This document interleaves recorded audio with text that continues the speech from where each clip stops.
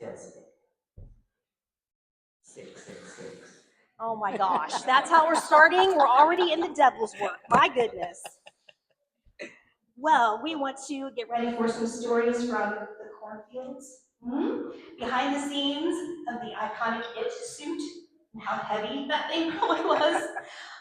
Brooklyn Nine-Nine, we're going to talk about that. What inspired John to become a teacher straight from the ominous roads of Gatlin, Nebraska. Welcome to Nashville Warathon, John Franklin. Are we standing? We can sit. Okay. No, I just stood because I don't know why. I'm like, no one's ever shorter than me, so this is like a whole thing. It's your lucky day. Have you ever played a leprechaun? Yes, I did on Kids Incorporated. No. Yes. Wait. K-I-D-S.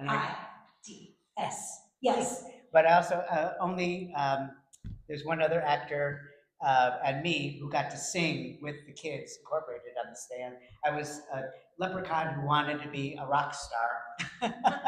You can watch the whole thing on YouTube. It's before auto-tune, so I sounded pretty good. But I got to sing like some Michael Jackson songs, and by the end, I'm like all with the glittery glove and singing with the kids on Incorporated stuff. So like "Stuck on You," some other songs that I got to sing. I did 2 episodes. One was first I was like a space alien kidnapping, who later become my goodness, she was in Fergie? Fergie, yes. That back then she was Stacy Ferguson. And then so I kidnapped Fergie and then we were gonna take her to my planet, and then I realized she loved her sister so much. But then they're like, God, you're short, you're a good actor, we like you, and you're not a nuthead, and you show up on time, and you learn your lines. Said, can you sing? I'm like, yeah. So he brought me over, and I sang with them, and got to sing "Stuck on You" and some solos, and David Hasselhoff. Yes, so he and I were the only ones ever to get to sing with the group of the kids and Kids Incorporated. I know you're here for horror stuff, but that is just the most amazing thing. I love Kids Incorporated. Yeah. Anybody else our age? You can pretend you are. It's fine. Raise your hand anyway. Whatever. Watch it. Pretend. And I had a friend that she was like, one time I tried out for Kids Incorporated. I lived in California, and she was just the coolest. I can't find her now on social media, so she's probably changed her name and moved far away from me then. She's doing a belt porn Incorporated. Probably. It's just all incorporated. It's fine.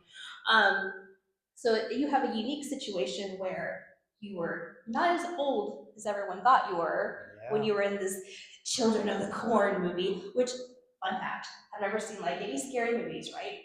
Except I was spending the night at my friend Stephanie's house in Patoka, Indiana, and her mom was letting us watch that. And I was like, I don't think I'm supposed to be seeing this. And you live really close to a graveyard, and I'm pretty sure I'm gonna be in trouble, so I can't watch it anymore. But I did see the corn stalks. So, and like There you go. like I need to get that out for everybody. Yes. Yeah. So, what was it like being cast in a weird movie like that? Well, always, I can't lie anymore. Before, it's a little thing called the internet. I was 18 years old because that's all they wanted was 18 to play younger.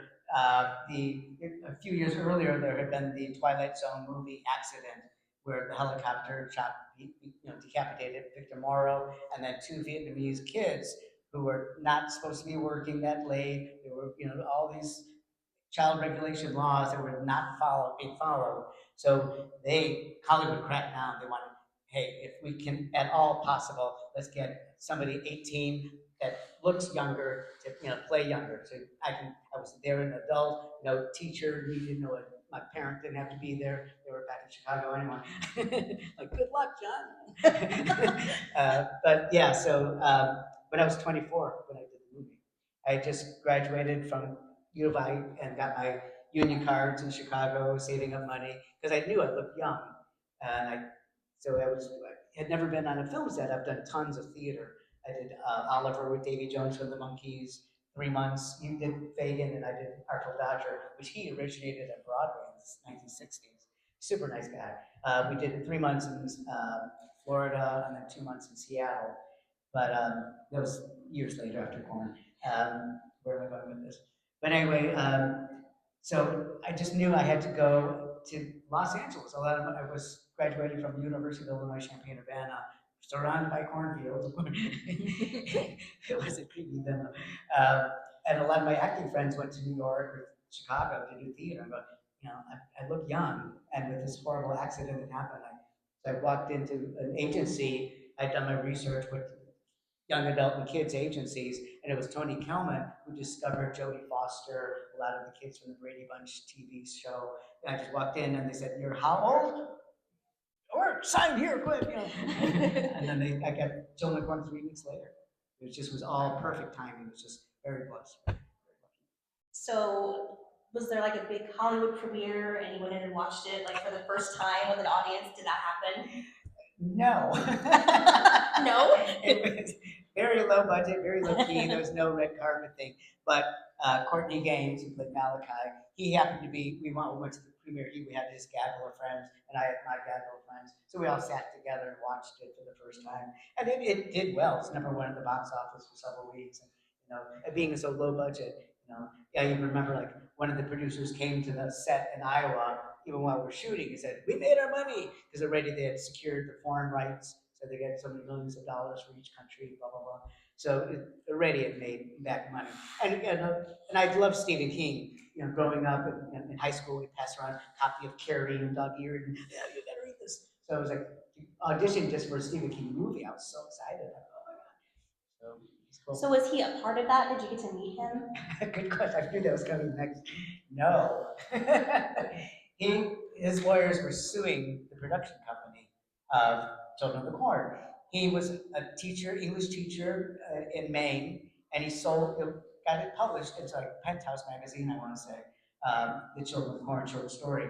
And then he got they made The Shining and got a little more popular. And suddenly he's making money, and the lawyers, even though he had sold the rights so years ago when he was a teacher, said we need to ask and try to sue for more money. So they told him, don't go to the set, don't do anything, stay away.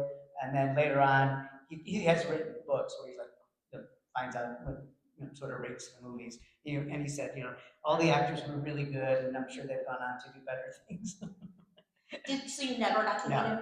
And I would love to. He doesn't do a lot of appearances anymore. He had a bad accident. He used to walk around his house in Maine, and he got hit by a car years ago, and he almost died. So I don't think he walks around anymore. He used to do conventions too. I wasn't at one where he actually has other authors, writers, and they have a rock band. So it's like, I don't know if they're any good, but it sounds really fun. I'd love to see. But no, I still would love to meet him. He's on my list. We can probably find his address. You can just show up. I'll just stand outside. We're just here. I'll wear the hat. Hello, Mr. King. You know we would get into it. So not just acting, but you've been a teacher too. Yes. But not teaching acting. No. Well, sort of. After 9/11, everyone in the country was so affected and so profound, and we were so united as a country back then. It was just a beautiful, amazing thing. And I just felt I could not keep auditioning to be a pickle or a monkey in a commercial or something. I needed to give back and do something really serious. So I happened to be reading the LA Times paper, and there was a group called the Teaching Fellows. They wanted people mid-career, I was in my early 40s at that point, to go in and go through a whole summer training and then teach in underprivileged neighborhoods in Los Angeles. And then the exact same time, an ad or an interview on the news comes up with the same thing. I go, okay, this is a sign. So I interviewed, and they picked like 25 of us. We got paid for the summer, and then I got in and got a job right away. But it's like back then they were doing emergency credentials. So, but it was a wonderful. I did 14 years, and I loved the kids, and I had street cred right away. Then that corn and had a family poster in the back of my room. But later on, I taught Shakespeare. And I ran it like an acting class because at U of I, we had a whole semester just foil fencing, stage combat, diction, doing Shakespeare, and the kids just loved it, ate it up. So I ran it like an acting class. So one year out of 5 periods, I had 4 Shakespeare classes. It was so popular. I'm going, it's awful. I'm going, Post-its here. When did we leave off yesterday? What? So do you know if any of your students have gone on to do anything? Not like mega star or something like that, but it's interesting because my Facebook is invitation only. I've got an Instagram, John Franklin Corn Boys, that's open to anybody. But I didn't set it up properly with the Facebook. I need to do like a fan page. I've had some It's stalk. okay. No, Well, I've had corn stalkers in the past. So I'm like, you want to be my friend? No. corn stalkers. But anyway, so where were we going with this? I'm like, losing my- Got lost count I know, me too. too. Hold So, on a second. I'm okay. still on corn stalkers. Like Yeah. hashtag that somebody. That's funny. Yeah, so, but no, my students. Yes. So some of them have like done wonderful things, and it's just like insane when I say I'm 36 and these are my three kids. I'm like, wow, 4 minutes ago you were 18 and we're 16 in my classes. But it's I think like 2/3 of my Facebook friends are past students who just really appreciate being in my class. So I did make a difference. I did. So. And something completely out of left field from all of that. Brooklyn Nine-Nine, you run a couple episodes, and I mean, Andy Samberg just freaking hilarious. Yes, is he a nice person? Actually, I had no scenes with him. I played a wacky. Did you meet him? No, he wasn't even on the set that day. I just had one. It was a co-star part, but I was in several scenes. It was a really fun part. All about. I can't remember the name of the nerdy cop with the short sleeves. Yes. I was one of the wacky cousins. He's got all this series of cousins in different episodes. Someone say it. Boyle. Boyle, right? Yes. Thank you. Yeah. Also on Reno 911. Yeah. Right. So I was Boyle's cousin, and then whatever reason, it was like the whole joke was that my name was Tina, even though I was a guy, Tina Boyle. And then there was like a whole thing with the Mother Earth from yeast stuff going, and it was supposed to be given to me in somebody's will, and it was just insane. We were like trying to find this Mother Earth to make the sourdough bread. But it was really a fun episode. And they were like Boyle and another woman. They were like huge Children of the Corn fans. They're like, oh my God, you do conventions. What do we do? Like nonstop. I felt like I was the king for the day. I was like, oh, wow. Nice. It was very cool. So would you like to do more comedy acting like that? Yes. I grew up on the Carol Burnett show and just the wacky, silly skits they would do. And I thought, I want to move to Hollywood. I want to do comedy skits and songs like Carol Burnett's show. And of course, the variety show was gone. And then I got Children of the Corn, so that changed that whole thing. But I thought more be like a sitcom, and like the next Gary, Strokes. What you talk about with us? I just wanted like the one line a week. Yeah. Kind of thing, Whoa. I went Joey Lawrence on you. Sorry. Gary Coleman. So what are you working on these days? I should have brought it. It's at my table. It's called Funeral for a Friend. I just self-published it on Amazon in December. It's all about the short kid in the 70s going through Catholic grammar school. Where did I get that idea, you ask? So it's bittersweet and funny, wacky nun stories. I'd say 80% of it is true. And everyone who's read it, give me rave reviews on Amazon and 5 stars, 5-star. And if you have a Kindle, you can even get it. Otherwise, it's on Amazon for like $10. Or you can come to my table and get one, and I'll autograph it for you. But so I'm really writing. I co-wrote the screenplay for Children of Corn #6, Isaac's Return. So that was cool. And I had a play professionally produced in Chicago, a children's theater adaptation. Children of the Corn? No. Snow White and the Seven Dwarfs. That was before I moved to LA. So I wanted to do this novel. I had the idea, and I'm very, very proud of it. Like he was going through to edit. I'm going, I wrote this. Wow, this is crazy. Like it just was channeled through me. So I wanted to write a play, and then I have started working on my memoir because I got some really other wacky stories about. I did the guest star in Highway to Heaven with Michael Landon, and Chicago Hope, and lots of stuff. You can go on IMDb and see my resume. But it's been a really wonderful, amazing career. So I'm very blessed. So give us one of those standout moments that we may not hear about. What do you stand out? Stand out. Oh, stand out. Did you have any standoffs with anyone? Maybe that was a standout for you. Any altercations? No, I don't dish. No dishing. Hang on, maybe this one.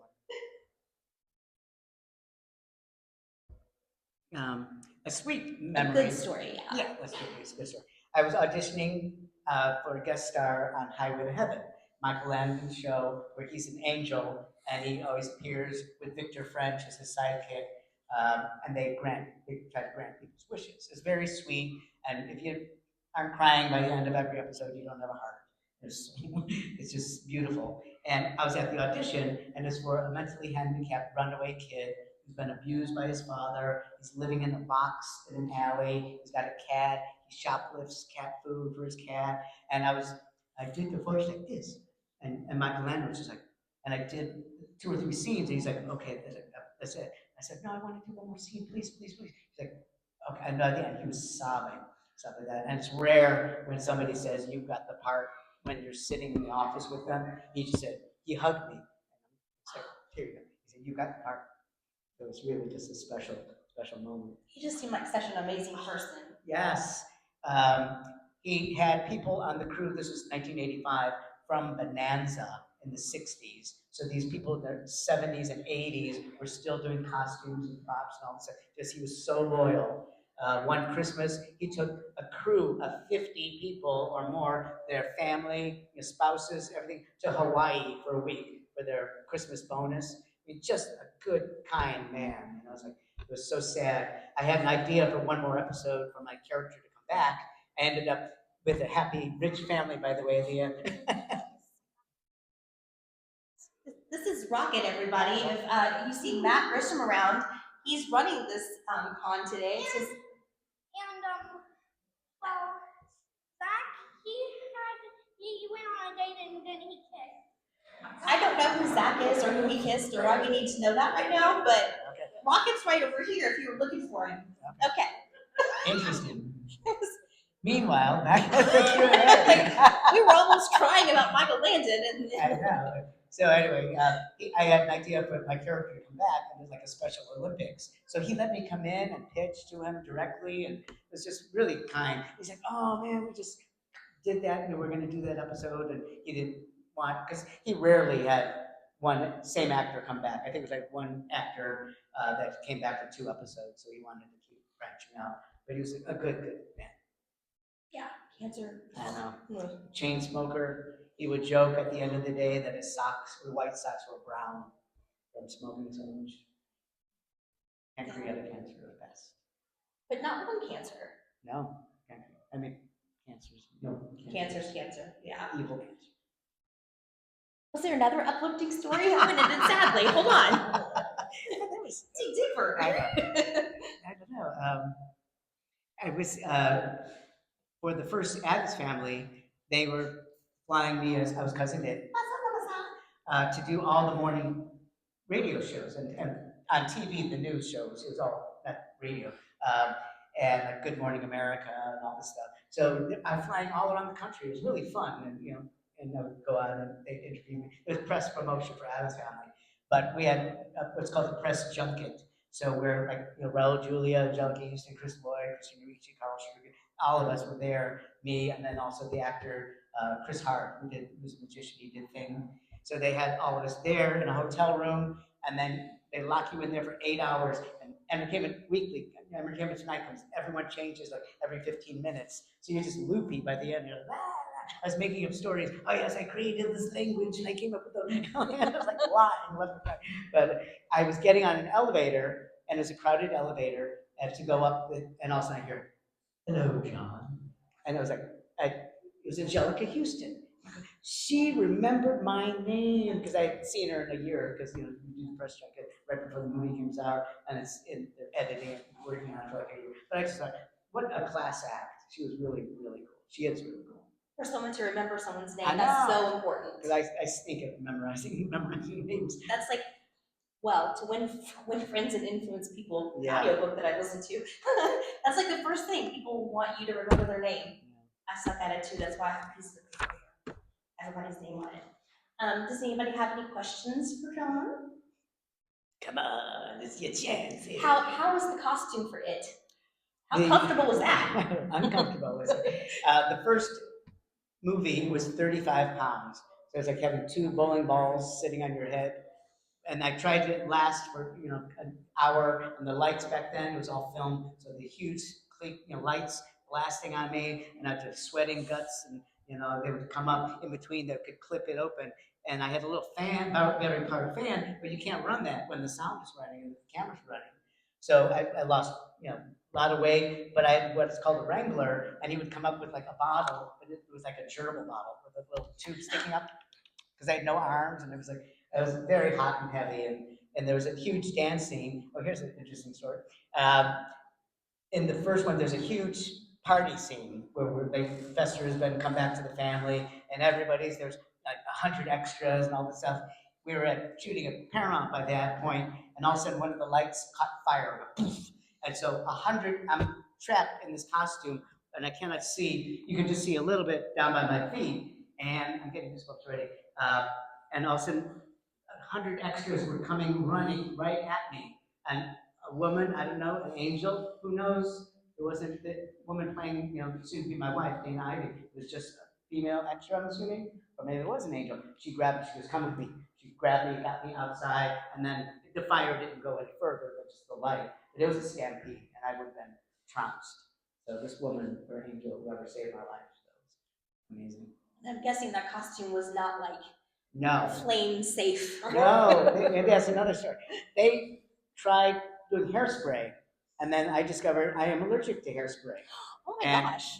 I mean, I ended up doing looping for the voice afterwards anyway, but even that whole first day, I couldn't do anything. And I was like, in the script, it just says oop, oop, liver bleep. So I came up with a voice. But after that, they had to spray it with this lanolin stuff, which is highly flammable because it's oil based. So I was like, I would have been the Human Torch. But in real life. but so So you've written a novel, you've done so many different things. What's next on your bucket list? writing a play. I have a very interesting older brother, who's quite eccentric. So there's some interesting, and then a memoir too, because it goes back. I did a lot of theater in high school, and a lot of stuff from my young adult novel, Funeral for a Friend, all the wacky nun stories from eighth grade, all eighth, grammar school. So I'm still auditioning for stuff. Right now in Los Angeles is a very difficult time. There's not a lot of work. And every time I've gotten close to a part, they call up and said, I was up for a guest star on Stranger Things, which would have been amazing. And then they said, we love John, but we need to save money, so we're hiring an actor from Atlanta. Or there's another wacky TV show where cars become people or something like that. And they're like, we love John, but we're hiring someone from Toronto. So I kept hearing that. So I'm hoping it changes around, So, but it's. And you're like, I could move. I can become Canadian. It's fine. For Stranger Things, I would have paid my own airfare and hotel for that. I forgot to tell them. I was like, renegotiate. Oh, it's done. Okay. That can happen. Any questions? Yes, actually, there were like 3 different cats. So if you watch the episode, it's all on YouTube. You can watch the entire thing. And by the way, that is the most favorite thing that I've ever done acting-wise. I'm so proud of that part. And Michael Landon put me in for an Emmy nomination. It didn't go anywhere because I wasn't famous at that time. Now I'm infamous. They're rigged anyway, right?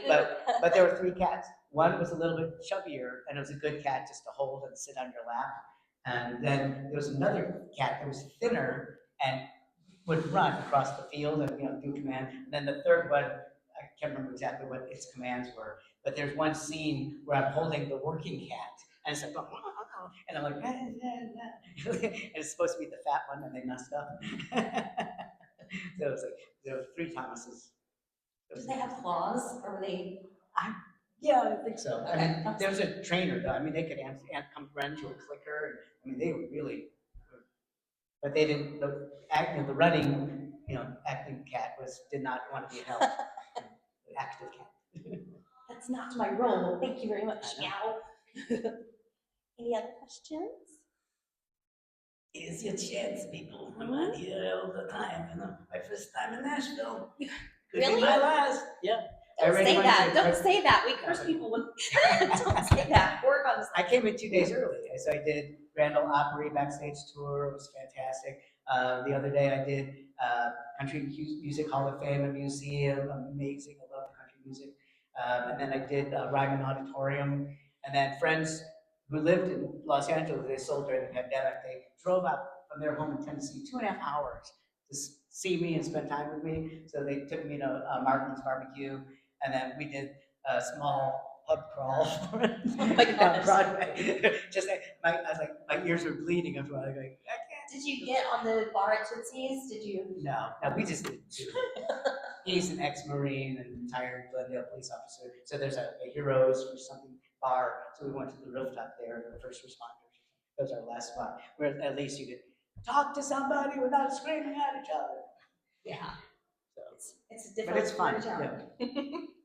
town. There's obviously been a few missed opportunities where you didn't get to meet someone like Stephen King yet, but Yeah. who was someone that you did meet that you were like, Working with, I mean, me getting to meet Raul Julia. So in between takes, he would sing silly opera songs. And at one of the press junkets, something happened with electricity at the hotel. So he was learning lines. He was going to do Man in La Mancha in Chicago like a couple weeks later. So he said, John, could you run lines with me? So I was like acting, doing Pancho's part, to bounce off lines. And that was a memory, but just people like that were so down to earth and cool. And Chris Lloyd was really cool. And the one scene in Addams Family where I'm marrying Fester and Joan Allen's Debbie character, they actually turned my costume around and left it open. So for the first time, I got to look at Chris Lloyd and Joan Allen and act with them. So it was like very cool. So that was neat. So. yeah. Was Donna Levy, was she asked for it? Dana Ivy? Oh, Dana, Yeah, no, that's okay. No, yeah, super cool. Yeah, she was I didn't know she was a big Broadway legend. Suddenly, when I was teaching Shakespeare, I'm like finding like Hamlet that she's done on Broadway, in the 60s and 70s. And I knew she was super nice. And we were doing the dance scene, and she was my dance partner, and I'm like, I can't lead, I don't have arms. Just lead me, Dana. But she was very cool. And then in the second movie, we get married. We have our little baby. Whoops, what? But she was cool, yeah. Like I know. somebody's not really getting sawed to death probably out I there. hope not. They're getting ready for the cosplay walkthrough, so that's why. Yeah. So I guess you've enjoyed your time in Nashville. Yes. No, it's I can't believe it's your first time, and I that. know. It just never happened. It was in the cards. Because now that I'm retired too, it's like I just love going to new places. Last year was the 40th anniversary of Children of Corn, so I mean they flew me to London. I went a week early just with a friend to explore and have fun. It was my third time there, and then Spain also. I went to Barcelona, Sitges Film Festival. They showed Children of Corn with Spanish subtitles, which was pretty cool. I wanted it to be dubbed though. I wanted to hear it. ¿Dónde está? But it wasn't. So it's just amazing. And with also, I think there were like 10 major US cities also last year. It was just a crazy, crazy year. It was so much fun. The people at the parking at LAX, at the Los Angeles airport were like, hi, John.